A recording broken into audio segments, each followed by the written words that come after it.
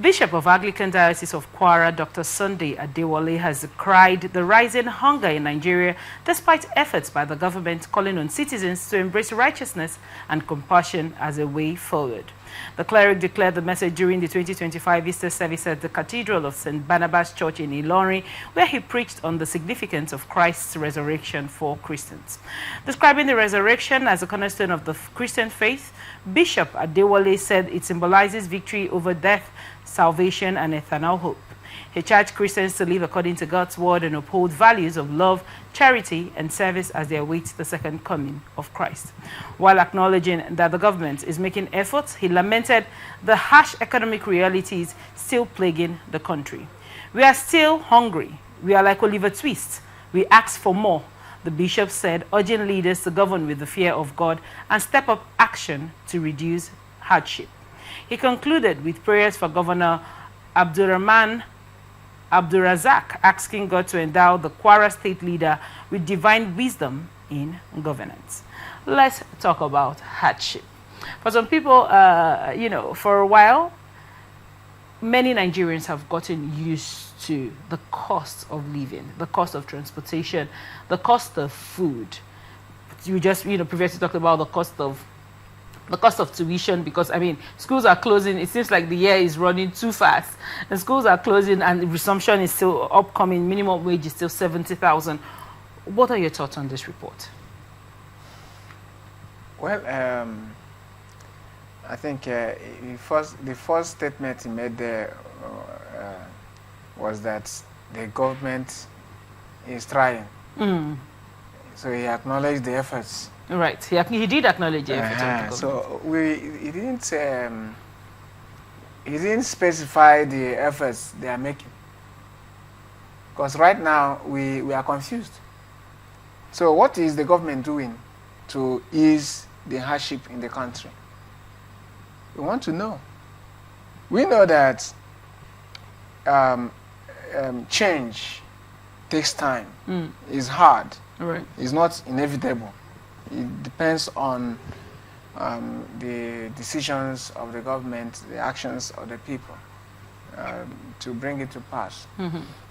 But we want to know, what are you doing?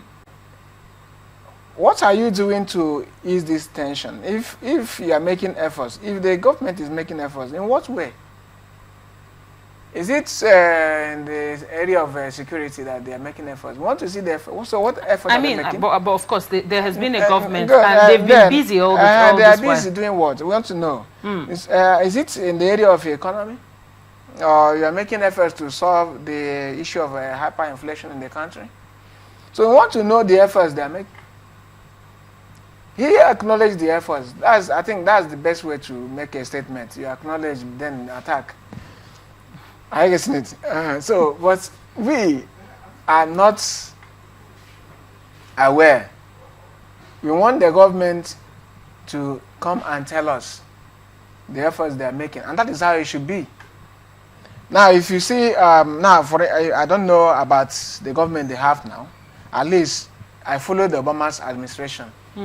Any decision Obama made, he will come on a national TV, or anyone he wanted to make. He will just come and explain. Explain to the people why you did this, or why you want to do this. He was accountable. You need to tell the people so that the people, our minds can calm down. We are hungry. If you come now and promise us that tomorrow will be fine, tomorrow is going to be better. In fact, only that statement will quench the hunger in our belly. Because as my father used to tell me, a hunger that is hopeful, that has hope, doesn't kill.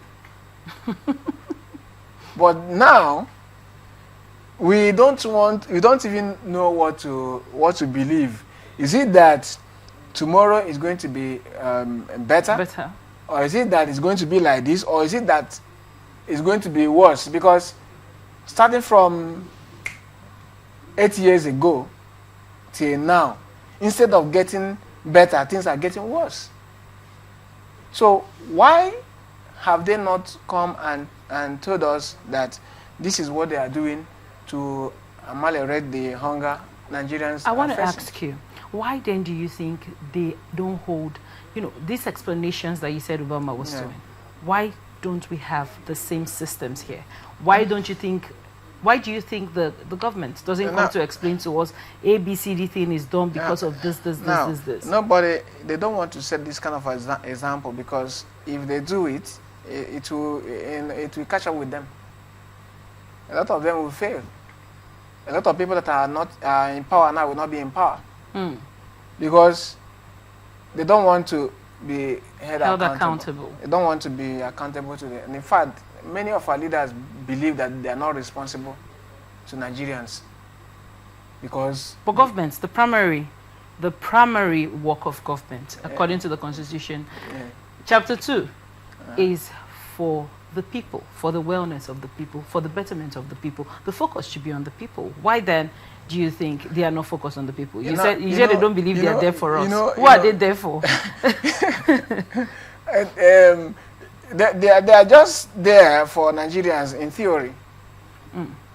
But if you look at the facts, they are not there for Nigerians. So what have they done for us? At least my community is part of Nigeria. My community is not part of Nigeria? Yeah, of as an example. So what has my community benefited from this government, from Nigerian government, starting from when I was born? But then, you know, your community belongs to a constituency. And even if it belongs to a constituency, or even an outside constituency, why shouldn't that constituency do something? And that constituency is not part of a country that has gives allocation and all that. Are you saying your state doesn't get an allocation? They do. So why is it not trickling down? We are talking about being responsible, being accountable. So they know whom they are representing. But it also whitewashes the fact that some leaders are trying. Okay. So if you want to really hold responsible, anybody responsible for how things are in terms of leadership, in terms of our people, not our leaders not being accountable, you need to hold Nigerians accountable first, because these are the people that during elections they collect money from these people to vote for them. These are the people that know that in every, let me tell you, in every community, in every state, as you are growing up, people know you. As you are doing your business, doing one thing or the other, you know, people are following up. Right. And tomorrow you come out, you want to be our leader. Many people know that this person is not a leader. At the end of the day, they will allow that person to be the leader. And that is why we have this problem. And that is why we are suffering. In every society, God blesses every society with leaders. Every society has their own Messiah from time to time.